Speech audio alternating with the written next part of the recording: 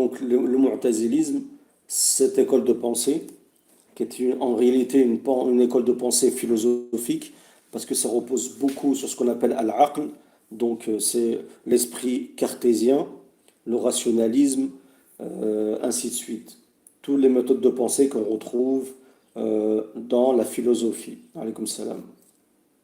Et le mu'tazilisme se compose en 5 grands points. Donc pour comprendre le mu'tazilisme, quelqu'un ne peut pas se réclamer mu'tazilite, hein, s'il n'a pas ces 5 points. Donc pourquoi on les appelle mu'tazilites? Il y a 2 avis. Un des avis les plus connus, c'est que Wasil ibn Ata, celui qui avait justement des avis dans l'I'tizal, notamment celui qu'on va voir par la suite, quel manzila bayn al-manzilatayn, était dans le cadre des assemblées de Hassan al-Basri, et il s'est isolé de cette assemblée. Et Al-Hassan al-Basri a dit I'tazalna Abu Wasil ibn Ata. Donc on a isolé Wasil ibn Ata, et c'est depuis là que les Mu'tazilites sont appelés Mu'tazilites, ceux qui ont été isolés, ceux qu'on a isolés du socle de Ahl-Sunnah wa al-Jama'a. Et donc les 5 points concernant le mu'tazilisme, qui repose, comme j'ai dit, essentiellement sur l'esprit cartésien, la logique aristotélicienne, ainsi de suite. C'est plutôt ce qu'on appelle al-aql aujourd'hui, quoique c'est faux, parce que l'aql, c'est un outil que Dieu nous a donné, mais on a l'impression qu'il y a 2 sortes de aql, 2 sortes de façons de penser. Il y a un aql qu'on qualifie de salim, qui est ce aql qui s'accorde avec les textes du Coran et de la Sunna, et il y a un autre aql plus libre, où on peut se permettre justement de rejeter des textes du Coran et de la Sunna, parce que justement ça va à l'encontre de notre raison. Et parmi les 5 points qui composent le mu'tazilisme, on retrouve at-tawhid. Donc le premier pilier en quelque sorte du mu'tazilisme, c'est quoi? C'est at-tawhid. Je vous conseille soit de noter ça, en tout cas de noter les 5 points, de retenir un peu, ça vous servira. Et donc les mu'tazilites disent qu'ils ne qualifient pas Dieu par tout ce qui est négatif. Euh, Ils disent à propos de Dieu, c'est ni un jawhar, ni un ard, il est ni quelqu'un de grand, ni quelqu'un de large, euh, il n'a pas une mauvaise couleur, il n'a pas un goût, il n'a pas une odeur, c'est pas un être mauvais qui est qualifié ou qui est empreint de température froide ou chaude, ainsi de suite. Et il attribue à Dieu ce qu'ils appellent as-sifat ath-thubutiyya, donc les qualificatifs, les qualificatifs qu'on doit adjoindre à Dieu. Parmi ceux-là, il y a la science, al-qudra, la capacité,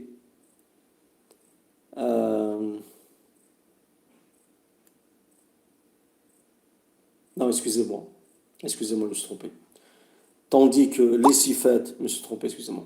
Tandis que les sifat ath-thubutiyya, donc les sifat qu'on attribue à Dieu, comme la science, comme al-qudra, la capacité, ainsi de suite, il ne l'attribue pas à Allah Azza wa Jal.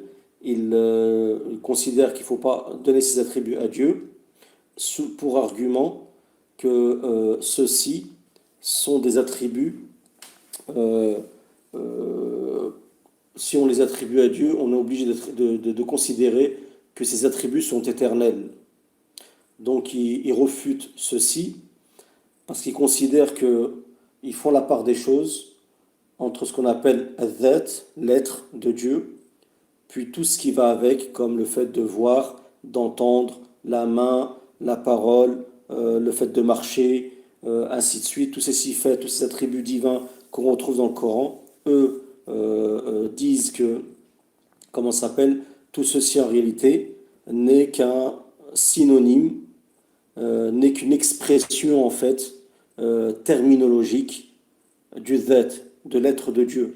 En fait, ils disent que eux ils considèrent que si on dit, nous, par exemple, comme les gens de la Sunna, que Dieu entend, que Dieu voit, que Dieu parle, ainsi de suite, c'est-à-dire qu'on attribue comment ça s'appelle, des attributs divins qui sont censés être rattachés à Dieu, donc automatiquement, ils sont censés être éternels comme Dieu. Mais si on dit qu'ils sont éternels comme Dieu, ça veut dire qu'en fait, il y a plusieurs êtres individuels, comment ça s'appelle, éternels, qui sont agglutinés les uns aux autres. C'est pour ça qu'ils disent que c'est pas possible. Ils disent qu'il y a l'être de Dieu, il y a Dieu, l'être, al-Dhat, qa'imun bi nafsihi, qui se suffit à lui-même, qui est l'essence divine, et dont émane tout ce qu'on sait. Mais par contre, ils disent que les attributs comme As-Sami', Al-Alim, ainsi de suite, ils disent en fait ce ne sont que des synonymes de l'être de Dieu en fait. Donc en fait, c'est comme si ça avait aucun sens. C'est en fait, c'est juste un synonyme, on dit Sami', voilà, c'est un attribut, comme on dit quelqu'un qui est fort, ainsi de suite, pour désigner une seule personne, une seule et même personne. Et ça, c'est en fait tout ceci. La cause du fait qu'ils disent ça, c'est non seulement, premièrement, qu'ils veulent protéger Dieu de toute soustraction, de tout aspect négatif, de tout aspect lié aux humains, et en même temps, ils ont été, comment ça s'appelle, influencés par toute la vague de sciences qui proviennent de la Grèce, ainsi de suite, qui ont influencé le monde arabe à cette époque-là. Il faut savoir que les Arabes alaykoum salam à tous, les Arabes ont traduit des livres de grands penseurs grecs, ainsi de suite, et certains ont influencé les Mu'tazilites. Les Mu'tazilites étaient des gens qui étaient très empreints justement de la philosophie gréco-romaine. C'est pour ça qu'ils ont été imprégnés de ceci, qu'ils ont voulu comprendre le dogme divin, Dieu, à la lumière justement de la philosophie gréco-romaine. Et on retrouve justement cette pensée, cette distinction entre ce qu'ils appellent al-jawhar et al-ard dans la philosophie. Donc le fait qu'il y a une essence divine et que tout ce qui se rattache à cette essence divine ne peut être que l'essence elle-même. Parce qu'autrement, ça voudrait dire que ce sont des choses qui sont éphémères. Et Dieu, on ne peut pas lui attribuer tout ce qui est éphémère, tout ce qui est créé. Dieu ne peut être composé que de tout ce qui est éternel. Qadim, bila bidaya, tout ce qui est, comment dire, éternel et promis et ancien tout en étant, sans être premier. Donc c'est-à-dire éternel dans le futur et dans le passé. Azali, éternel. Donc c'est pour ça qu'ils disent que on peut pas dire que on peut pas attribuer à Dieu l'ouïe, la vision, ainsi de suite. Parce que quand tu regardes, eh ben, il y a bien un moment où tu vas dormir, donc tu vas plus regarder. Si tu entends, il y a un moment où tu vas entendre, et un moment où tu n'entends plus rien. Et ainsi de suite. Ce sont des choses qui sont pas éternelles en elles-mêmes, des choses qui ont un temps, ainsi de suite. Donc c'est pour ça qu'ils ne veulent pas attribuer ceci à Dieu. Mais en réalité, ceci, c'est un raisonnement purement, en réalité, humain, spécifiquement humain, et c'est une conception humaine. Hein, c'est une pensée cartésienne, mais qui émane de l'humain. C'est des raisonnements humains en réalité. Alors qu'on l'a dit, on a déjà expliqué que lorsqu'on parle de Dieu, on sort justement de toutes les notions humaines, on sort des limites même de la pensée, de notre intelligibilité, et on rentre dans des notions en réalité qui ne sont même pas connues de l'humain. J'avais donné des exemples comme les djinns, les anges, ainsi de suite. Si demain on devait comprendre la création des djinns, comment ils arrivent à prendre la forme de choses, être une sorte de fumée qui rentre à droite ou à gauche, on se pose des questions. Excuse-moi, Azer Ice, t'es là pour écouter le live ou pour poser des questions, à savoir c'est où la Lorraine ou autre. Donc s'il vous plaît, respectez, écoutez. Ceux qui ne veulent pas écouter, allez voir ailleurs, Barakallahu fikoum. Je n'ai pas envie d'être, comment ça s'appelle, désagréable ou irrespectueux. Donc, comment ça s'appelle, Je ne sais même plus ce que je disais, subhanallah. Donc, lorsqu'on parle des djinns, des démons, ainsi de suite, on rentre dans une dimension qui est plus la dimension humaine. Donc, on se rend compte qu'il y a des notions, des fois, qui dépassent l'humain, qui nous dépassent nous-mêmes. Donc, comment essayer de comprendre Dieu alors qu'on n'est même pas capable de comprendre des choses qui sont en deçà? D'accord? Donc, c'est juste un exemple. Donc, la pensée cartésienne, la philosophie, a en réalité détruit le dogme de l'islam au premier temps. Lorsqu'il y a eu les conquêtes musulmanes et que les musulmans ont traduit des livres qui provenaient de la Grèce antique, ainsi de suite, qui étaient chez les Perses, qui étaient chez les Romains, ainsi de suite, il y a de la philosophie qui s'est immiscée dans le dogme musulman. Donc les musulmans ont lu ces livres, ils étaient assoiffés de science, ils ont lu ces livres et ensuite ils ont essayé de l'appliquer sur le dogme de leur musulmane, alors que le prophète et Dieu en premier lieu nous a ordonné de suivre sa parole, la parole du prophète, selon la compréhension des compagnons et des prédécesseurs, des suiveurs des compagnons. Donc c'est pour ça que les Mu'tazilites, en étant philosophes, ont dit qu'on ne peut pas qualifier Dieu comme étant une essence, un jawhar, ni un ard, quelque chose en fait le ard c'est quelque chose qui va s'agglutiner sur quelque chose qui est une essence. Par exemple, si je dois vous donner l'exemple, par exemple, al-insan, c'est un jawhar, par exemple. L'humain, c'est un jawhar. L'animal, c'est un jawhar, par exemple. Une plante, c'est un jawhar. Mais il y a des choses qui s'agglutinent à ça. Par exemple, l'humain, il a une main, il parle, il entend, il a des cheveux, ainsi de suite. La plante, elle fait des fleurs. Ça, c'est des choses qui arrivent après. La plante, au début, elle ne fait pas de fleurs. Et voilà, donc il y a une essence et des choses qui vont se rajouter au fur et à mesure, qui vont et qui viennent.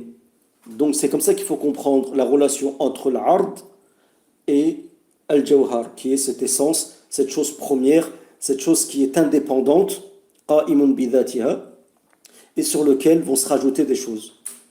Donc ça a posé un problème aux Mu'tazila qui ont voulu comprendre l'être divin par la philosophie, et ça pose un problème. Comment peut-on dire que Dieu descend? Comment peut-on dire que Dieu est venu parler à Moïse? Comment peut-on dire que Dieu est établi sur son trône? Ainsi de suite. Tout ceci, pour eux, non seulement ressemblent à une description humaine, et en plus ça pose un problème parce qu'on est en train de quantifier et on est en train comment ça s'appelle, de quantifier et en quelque sorte, démembrer l'être divin, en disant, voilà, il entend, il voit, il parle, ainsi de suite. Donc eux, ils ont dit, voilà, même s'il y a une différence, un khilaf en réalité, entre les Mu'tazila sur ça, en général, ils disent, il n'y a pas de jawhar, il n'y a pas d'ard, il n'y a rien. Voilà. Donc vous imaginez un peu comme, on retrouve ça aussi des fois dans la pensée chez des philosophes grecs qui disent, voilà, c'est une sorte d'énergie constante dont émanent des choses de cette énergie. Mais ça reste une énergie. Voilà. On ne peut pas la quantifier, on ne peut pas lui donner un endroit, on ne peut pas l'asseoir sur un trône, on ne peut pas la quantifier dans un endroit, ainsi, on ne peut pas la placer dans un endroit ou autre. Ça, c'est la pensée Mu'tazila. Donc c'est pour ça qu'ils ont rejeté les attributs divins. Entendre, voir, parler, ainsi de suite. Donc ça, c'est important à comprendre. Ensuite, parmi les autres points liés au tawhid chez les Mu'tazila, il y a le fait que la pensée, elle est indépendante au niveau du tahsin et du taqbih. Le fait de rendre une chose bonne ou mauvaise, en réalité chez les Mu'tazila, n'est pas quelque chose qui est basé sur le texte. C'est pas textuel, c'est pas religieux, c'est pas théologique. Pour eux, ce qui est mauvais, si par exemple je dis c'est pas bien de fumer, c'est pas bien de critiquer, ainsi de suite. Pour les Mu'tazilites, il n'y a pas besoin de texte divin. J'ai pas besoin d'un verset ou d'un hadith qui disent que c'est en fait le aql, la pensée qu'on a, notre raison qui définit ce qui est bien et ce qui est mauvais. فما حسنه العقل كان حسنا. Est-ce que le aql considère être comme une chose de bien, c'est une chose de bien. Est-ce que la raison considère être une chose mauvaise, c'est une chose mauvaise. ولو شاركته الصفات في القدم الذي هو أخص الوصف لا شركة في الألوهية فكان التوحيد عندهم مقتضيات النفي والصفات وأن صفته هي عين ذاتي فهو عالم بذاته قادر بذاته لا بصفات زائدة عن الذات. Ce que je viens de dire tout à l'heure, j'ai déjà dit ça. Donc voilà par rapport à des points qui nous divisent, qui nous différencient de Mu'tazila. On trouve qu'il y a beaucoup de prévalence en fait de la raison chez les Mu'tazila. Voilà, on n'a pas besoin en fait que Dieu nous dise ce qui est bien, pas bien. En fait, c'est nous, on arrive par notre pensée cartésienne, par notre raison, à savoir c'est logique, ce qui est bien, ce qui est pas bien. Alors qu'en fait, c'est pas si simple. Il y a des choses que Dieu va nous interdire qu'on comprend pas, et des choses que Dieu va nous permettre qu'on comprend pas, qu'on trouve pas logique que Dieu nous permette. Donc la logique, la raison, la pensée cartésienne n'est pas toujours n'est pas toujours, comment ça s'appelle, l'indicateur suprême concernant ce qui est bien et ce qui est pas bien. Ensuite, donc parmi les points des Mu'tazila, les 5 points du Madhhab Mu'tazili, il y a At-Tawhid, ensuite il y a l'Adl. L'Adl, c'est quoi? C'est la justice. Donc eux, ils ont une façon d'interpréter la justice. Ils disent Dieu, il n'a pas pu créer les actes des humains, les actes de tous les humains. On sait par exemple que chez les gens de la Sunna, Allahu khaliqun khalaqa af'al al-ibad. Allah Azza wa Jalla a créé les actes des serviteurs. Vous trouvez l'imam Bukhari qui a réservé, dans Sahih al-Bukhari, qui a réservé tout un chapitre sur ça. Khalq af'al al-ibad, la création des actes des serviteurs. Donc pour les Mu'tazilites, toujours en se basant sur la raison bien sûr, sans se baser sur les textes, ils disent c'est impossible que Dieu a créé les actes des serviteurs. Les serviteurs, humul khaliqun li af'ali anfusihim. Ce sont les serviteurs qui créent eux-mêmes leurs actes, ce qu'ils vont faire. Quand toi, tu vas décider d'aller au marché ou de boire de l'alcool ou, je sais pas, d'aller faire du sport, c'est toi qui as envie de faire ça. C'est toi qui crée ça. D'accord? C'est pas Dieu qui a déjà créé ça. Donc ça, c'est l'avis des Mu'tazilites, contrairement à l'avis de Ahl Sunnah. Après, comment comprendre ça, cet avis d'Ahl Sunnah, c'est autre chose. Donc, que ce soit du bien ou du mal, c'est pas Dieu qui a créé, ce sont les serviteurs eux-mêmes qui font.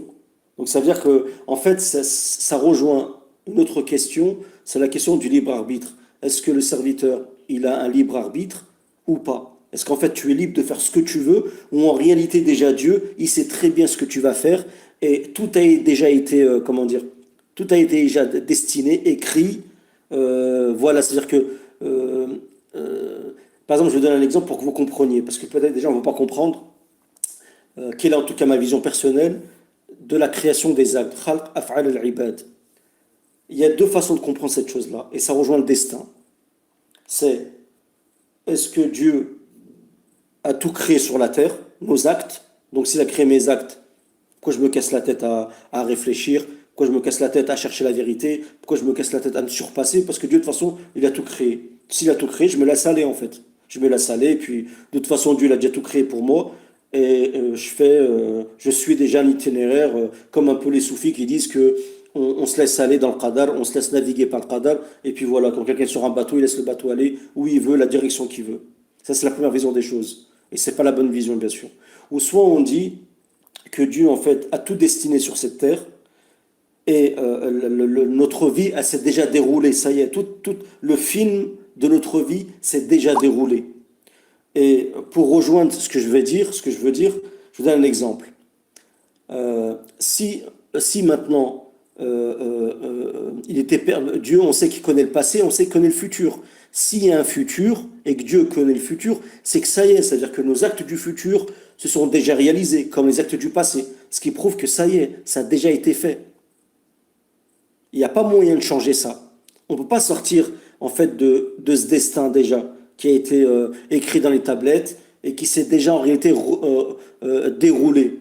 Parce qu'on sait qu'avec le temps, comme nous on est compris dans une sphère de temps, espace, temps que Dieu a créé, Dieu est hors de ça déjà, et nous on ne peut pas sortir de ça, de cet espace-temps que Dieu a créé. La seule chose, on va dire, on imagine ici philosophiquement, c'est qu'on puisse se promener dans le passé, dans le futur, pour savoir qu'est-ce qu'on va faire, c'est tout. On ne pourra pas changer les choses.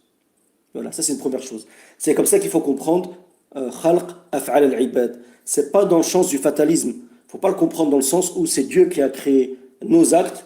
Donc, c'est-à-dire, c'est Dieu qui décide en fait qui va en enfer, qui va au paradis. Et de toute façon, ça n'a rien à voir avec ton cœur, avec ton fond, avec ta volonté. Ça n'a rien à voir avec tes efforts. Ça n'a rien à voir. Non, c'est voilà, c'est déjà tout est plié et c'est bon. Le livre, il a été écrit. Le livre a été refermé, l'encre a séché, c'est mort. Vous voyez ce que je veux dire? Il faut comprendre le destin, le qadar comme une science infuse qui traverse les temps, qui est compris dans un espace-temps.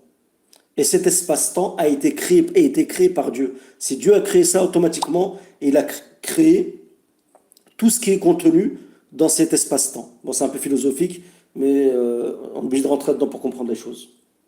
Ensuite, ils disent que Dieu, par rapport à la justice de Dieu, en se basant sur la justice et l'équité, ils disent que Dieu ne peut créer que ce qui est bien. Qu'est-ce qui est le meilleur et qu'est-ce qui est bon, c'est tout. Dieu peut pas faire le mal. Ils disent Inna Allah Ta'ala Inna Allah Ta'ala la yaf'alu illa as-salah wal khayr. Dieu ne peut faire que ce qui est bon et bien, c'est tout. Il y a pas Dieu ne peut pas faire du mal. Donc Dieu ne peut pas, par exemple, aller décider de tuer des gens par le feu, de causer des tremblements de terre. Dieu ne peut pas décider de punir quelqu'un, même pas le punir, de décider voilà, qu'il est handicapé et que toute sa vie, eh ben, il va rester comme ça sur un lit, cantonné sur un lit avec peut-être deux bras en moins, ainsi de suite. Vous voyez ce que je veux dire? Ça, chez les Mu'tazilites, c'est pas possible. C'est pas possible. Donc ça veut dire que ça sous-entend que les actes de mal, soit ils sont créés par nous, mais comme on sait qu'il y a la présence de Satan, donc en quelque sorte ils sont créés aussi par Satan. Et ils nient en même temps, eux, qu'il y ait deux dieux, un dieu du bien, un dieu du mal. Parce qu'il faut savoir que malgré que les Mu'tazila ont causé un sacré problème sur le plan dogmatique dans la religion musulmane, ils ont quand même fait un effort immense pour répondre aux autres religions, notamment dans le christianisme, le judaïsme, ainsi de suite. Ils ont vraiment été efficaces pour combattre l'athéisme, ainsi de suite. Ensuite, on a, dans les 5 points concernant les Mu'tazilites, on a le troisième point, c'est quoi? C'est le manzila, bain al-manzilatayn. Donc c'est cette place, cet emplacement entre deux emplacements. Une position médiane. Ni là ou ni là. Donc pour eux, Al-Fasiq, le dévergondé qui est sur cette terre, quelqu'un qui boit de l'alcool, qui fornique, ainsi de suite, on ne peut pas l'appeler mu'min. On ne peut pas dire que c'est un mu'min biwajhi min al-wujur. Dans n'importe quel cas, on ne peut jamais dire que c'est un croyant. Et on ne peut pas dire en même temps que c'est un kafir. Quelqu'un qui boit de l'alcool, tout ça, on ne peut pas dire pour les Mu'tazili que c'est un kafir sur terre. On ne peut pas dire non plus que c'est un croyant mu'min. Donc ils disent qu'il est dans une menzila entre deux menzila. Il se trouve dans un emplacement entre deux emplacements. Bain al-manzilatayni.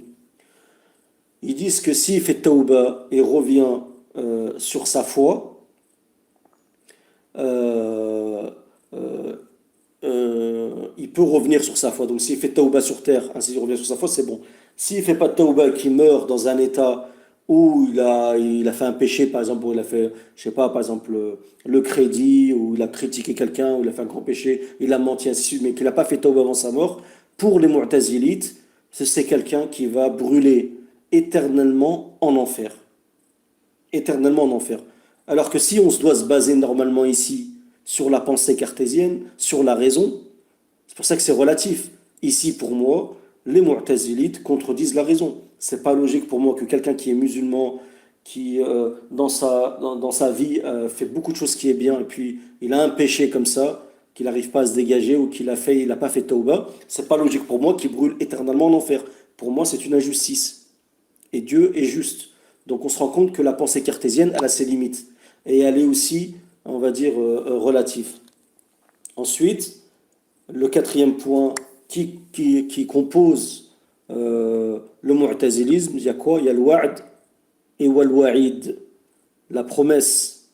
Donc, la promesse divine qui s'applique dans l'au-delà sur ceux qui ont commis des grands péchés, ashab al-kaba'ir, ceux qui mentent, ceux qui volent, ce que vous voulez, les escrocs, les menteurs, les tueurs, ainsi de suite.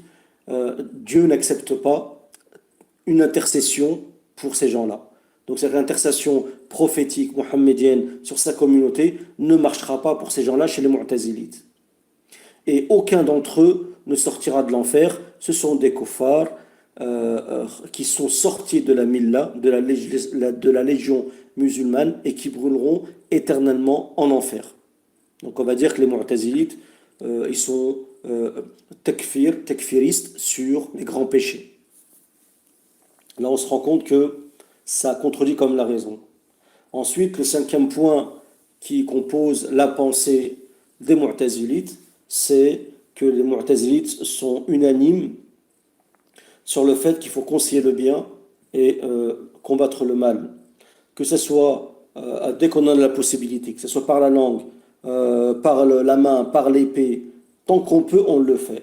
Et c'est pour ça qu'ils permettent de combattre les gouverneurs qui, comment ça s'appelle, sont dévergondés, même s'ils ne sont pas mécréants. Donc c'est-à-dire que pour les Mu'tazilites, si vous êtes dans un État et que ces gouverneurs font des péchés, un gouverneur va boire un peu d'alcool ou je sais pas, ou il va rencontrer une call girl, ainsi de suite, et ben ça permet pour les Mu'tazilites de mettre à bas par l'épée cet État-là. Donc on se rend compte aussi que là encore, ils sont kharijis sur les bords. Ils ont des points communs avec les khawarij, car les khawarij considèrent que ceux qui font de grands péchés et des petits péchés, selon les différents groupes, est un mécréant qui va brûler en enfer. La différence que les Mu'tazilites ne traitent pas de kafir sur terre, et ils permettent aussi de se retourner contre le gouverneur, même s'il commet des péchés. Et tant que ce n'est pas de la mécréance, en deçà de la mécréance. Ensuite, il y a d'autres choses. Donc les 5 points, je répète, c'est important pour comprendre c'est quoi le mu'tazilisme. C'est le tawhid, le adl, le manzila bayn al manzilatayn, le wa'd al wa'id, l'amr ma'rouf wa nahy al munkar. C'est les 5 points pour considérer quelqu'un mu'tazilite. Et il faut savoir qu'Abu Hassan al-Ash'ari, justement, il est resté avec son shir, ils disent 40 ans, moi je pense un peu moins, parce qu'après, bon, il a fait son propre madhab. Après, il a refait encore une tauba, il a fait un retour. Mais Abu Hassan al-Ash'ari, quand il était mu'tazilite, c'était exactement ce qu'il pensait. Donc il était imprégné de cette pensée comme ça, philosophique et entre guillemets cartésienne. Et parmi ce qu'ils disent les mu'tazilites par exemple, c'est qu'ils rejettent le fait qu'on va voir Allah Azza wa Jal. Donc ils disent que les mu'tazilites, il y a unanimité sur le fait qu'on ne verra pas Dieu, que ce soit avec notre vision aujourd'hui sur terre ou dans l'au-delà. Parce que le fait de dire qu'on va voir Dieu, ça veut dire qu'on lui attribue un makan, on lui attribue un endroit, une place. Vous voyez ce que je veux dire?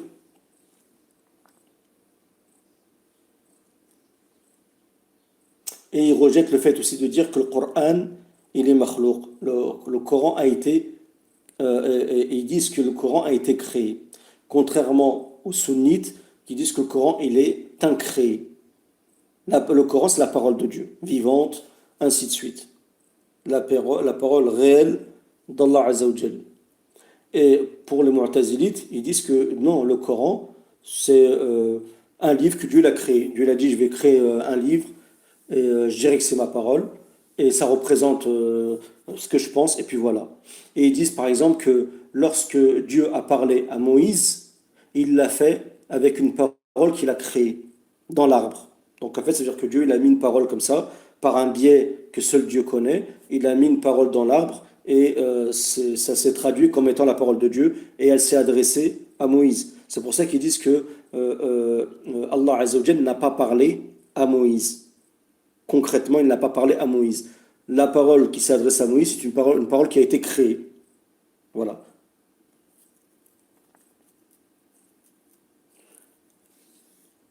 Ensuite, et ça c'est parmi leurs plus grandes justement, ça fait partie des bases en fait du mu'tazilisme, de dire que le Coran il a été créé.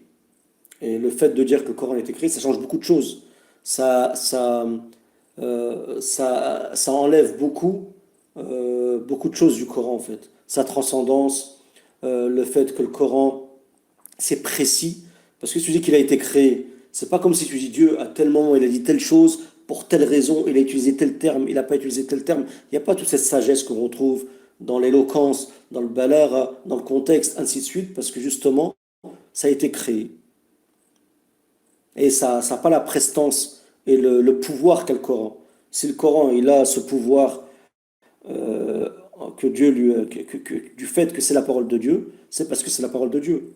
C'est ce qui fait que justement que c'est une guérison, c'est ce qui fait que ça apaise qu'on l'entend, c'est ce qui fait que ça fait toute sa force.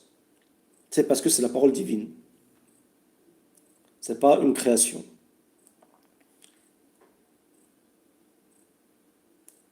Alors que, comment ça s'appelle bon, moi, je vais m'écarter. Et les Mu'tazilites nient aussi le fait que Dieu s'est établi sur son trône. Dans le Coran, Dieu à plusieurs reprises, Allah Azza wa Jal dit que lorsqu'il a créé sur la terre, ثم استوى على العرش, il s'est établi sur le arsh. Dans le Coran, Dieu dit Ar-Rahman al-Arsh istawa, le miséricordieux, sur son trône s'est établi. Sur le arsh s'est établi, parce qu'on ne peut pas savoir si c'est un trône ou autre chose. Et eux, ils ont dit, en fait, le sens de stawa ici, c'était al-istila. C'est le fait d'avoir une emprise sur le monde et de s'établir sur le monde par la puissance divine. Ça n'a rien à voir avec un trône ou autre, ou un établissement comme on le conçoit. Donc eux, ils ont dit, voilà, ça ne peut pas être istawa. Alors dans la langue arabe, istawa, c'est très bien, c'est tout à fait clair. Ils ont dit que le sens de stawa ici, c'est une des facettes de la langue arabe du mot stawa, dans le sens, un des sens, qui veut dire que c'est l'istila, c'est l'emprise, c'est le pouvoir qui s'établit sur sa création. Ensuite, ils ont rejeté l'intercession du prophète sallam à ceux qui font des grands péchés, j'ai dit tout à l'heure. Aussi, ils réfutent qu'il peut y avoir des karamat, donc des miracles, de la part des musulmans qui sont proches de Dieu, ce qu'on appelle al-awliya. Parce que pour eux, le fait que le wali subit un miracle, c'est très proche du prophète. C'est presque prophétique pour eux. Donc, c'est pas logique. Donc, on réfute. C'est pas bon. Et je vais vous résumer un peu ce qu'a dit Abul Hassan al-Ash'ari en résumant la aqida des Mu'tazilites par rapport à Dieu. Il dit Innahu, en parlant de Dieu, laysa bijism, c'est pas un corps, wala shabah, c'est pas une image comme ça ou un fantôme, wala jutha, c'est pas un corps comme ça inerte, c'est pas une sora, c'est pas une image, c'est pas composé de viande, wala lahm, wala dam, il n'y a pas de sang, wala shar, c'est pas un individu, wala jawhar, c'est pas une essence, wala ard, c'est pas quelque chose qui s'agglutine comment ça s'appelle, à une essence, une chose secondaire. C'est pas quelque chose qui n'a pas une belle couleur. C'est pas une nourriture. C'est pas une odeur. C'est pas comment ça s'appelle quelque chose qu'on peut qualifier qui a une température chaude ou froide. Hein. Wala tol, wala ard. C'est pas quelque chose de large. C'est pas un être large ou comment ça s'appelle grand ou profond. Euh, quelque chose qui est composé d'éléments réunis ou d'éléments séparés. Donc quand il dit séparés, c'est par rapport aux attributs divins, ce que je vous dis tout à l'heure. La conception qu'ils ont, eux, des attributs divins. Donc pour eux, c'est pas logique que Dieu est composé d'une essence, et avec lui, la vision, qui sont tous des attributs qui sont pour eux censés être éternels. C'est comme s'il y avait plusieurs énergies, plusieurs essences éternelles qui s'agglutinaient les unes aux autres. Pour eux, c'est impossible ça. C'est comme s'il y avait plusieurs idoles en fait. Parce que quelque chose d'éternel, quand c'est éternel, c'est que c'est une idole. Quand c'est éternel, c'est que c'est le pouvoir d'un Dieu. Donc pour eux, c'est pas possible. Wala yataharrak wala yaskun. Donc il ne peut pas rester en place et se déplacer. Il ne peut pas aussi se disloquer. Il n'est pas composé de plusieurs éléments. Il n'est pas composé aussi d'organes comme l'humain, hein, de membres. Il n'a pas une direction particulière ou plusieurs directions. Il n'est pas confiné dans un endroit. On ne peut pas dire qu'il se dissout dans les créatures et dans sa création, comme l'ont dit justement les soufis de Wahdat al-Wujud. On ne peut pas dire qu'il est pris par le temps, que court sur lui le temps, qu'il est dépendant du temps. Et on ne peut pas aussi lui attribuer, ne serait-ce qu'un attribut qu'on attribue aux humains, un attribut humain. Car ça veut dire que ça a été quelque chose de secondaire et de créé, et quelque chose qui n'est pas éternel et éphémère. Et on ne peut pas dire aussi qu'il a des défauts, qualifiés de défauts, qu'il a que l'imperfection, ainsi de suite. Et ils disent que tout ce qu'on s'imagine à propos de Dieu, et tout ce on s'imagine, l'image qu'on a de Dieu dans notre tête, eh ben ça ne peut pas être ça. C'est tout le compte, ça ne peut pas être ça. Ça ne peut pas lui ressembler. En tout cas, on sait que dans le Coran, Dieu est dit, Laysa kamithlihi shay wa huwa as-sami'ul basir. Il n'y a rien qui lui ressemble. Aucune chose.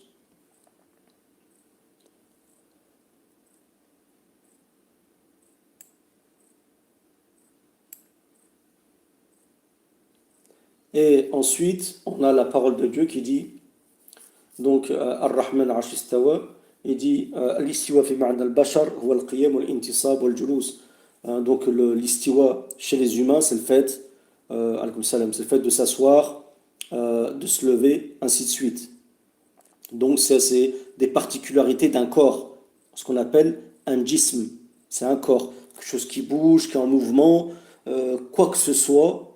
Imaginez-vous un animal quand il se mue, une chose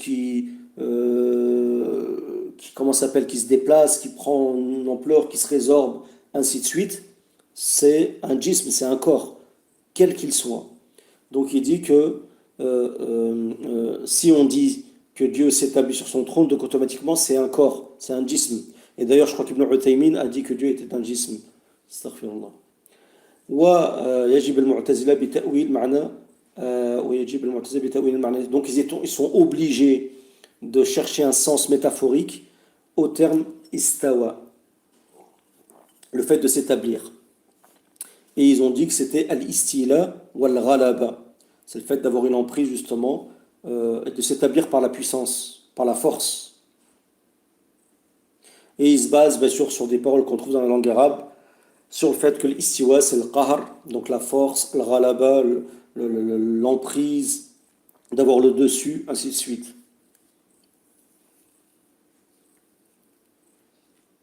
Et ils disent que si on doit les contredire sur le fait que Dieu s'est établi sur le monde en général, mais pourquoi Dieu, dans ce cas-là, pourquoi Dieu aurait précisé Al-Arsh?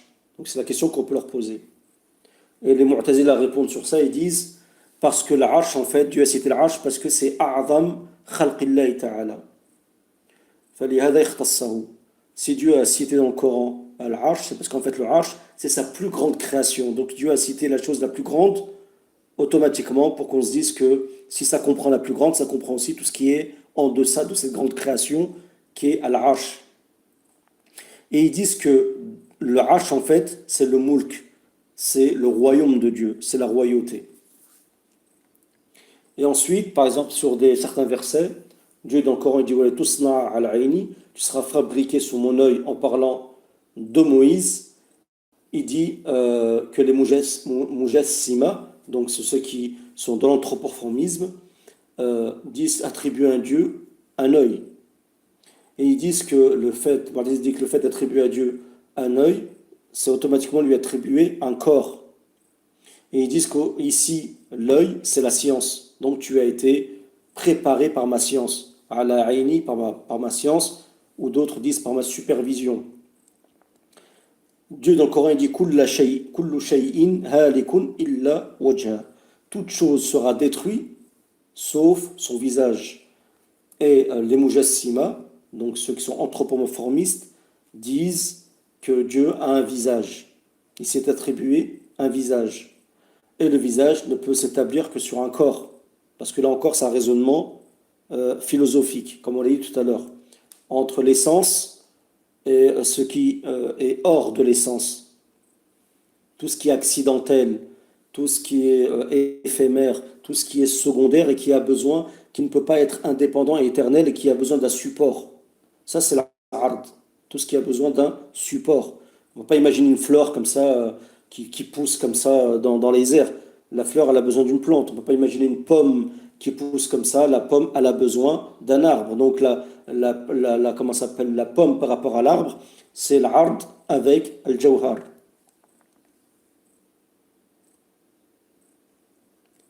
Donc, les Mu'tazila disent que al-wajh, en vérité, dans le Coran, quand il dit toute chose sera détruite sauf al-wajh, ils disent que le wajh en arabe indique le tout, en fait. Al-wajh, ça indique le tout, pas nécessairement le visage comme on connaît, mais ça indique l'être dans son ensemble, excusez-moi. فَكُلُّ شَيْءٍ هَالِكٌ إِلَّا ذَاتِهِ. Pour eux, c'est en réalité, toute chose sera détruite sauf lui, en parlant de l'être de Dieu, al-dhat. Dieu dans le Coran dit قال يا إبليس, ô Iblis, ما منعك أن تسجد لما خلقت بيدي. Qu'est-ce qui t'a empêché de te prosterner devant ce que j'ai créé avec mes deux mains? Astakbarta am kunta min al-alin. T'es-tu pris d'orgueil ou tu es parmi ceux qui sont hautains sur cette terre? Ils disent qu'ici, on attribue à Dieu la main. Hein, et le fait d'attribuer une main, c'est automatiquement attribuer un corps. Et les Mu'tazila disent ici que, en fait, le sens de main dans ce verset, c'est al-quwwa. Donc, qu'est-ce qui t'a empêché, ô Iblis, de te prosterner devant ce que j'ai créé par ma puissance, par ma force? Et les Mu'tazila disent aussi La yasihu an natlaqa lafdh al-jawhar ala Allah. On ne peut pas attribuer le terme que j'ai tout à l'heure de jawhar, qui est cette essence, envers Dieu. وذلك لأن الله تعالى ليس جوهرا. Dieu, ce n'est pas une essence, c'est pas comme quelque chose qui est un support. إذ لو كان جوهرا لكان محدثا ولاقتضى ذلك تحيزه. Donc pour eux, ils disent que si on considère que c'est une essence, quelque chose sur lequel un support vont se rapporter d'autres choses, c'est al-jawhar en fait, c'est la réalité, c'est l'essence de toute chose. Hein? C'est ça le al-jawhar. Par exemple, si on parle d'une table, c'est le plastique. C'est composé, la table, c'est le plastique dans son entièreté. Vous voyez ce que je veux dire? Ça, c'est le jawhar. C'est un exemple. Donc, ils disent qu'on ne peut pas dire que Dieu est comparable à un jawhar. Parce que ça veut dire que c'est quelque chose qui est, pour eux, pas éternel. Et ça veut dire aussi qu'on peut lui accorder, comment ça s'appelle, on peut le quantifier, on peut lui attribuer un emplacement, on peut s'imaginer comme ça une sorte de boule d'énergie sur le plan mental. Donc c'est pas possible.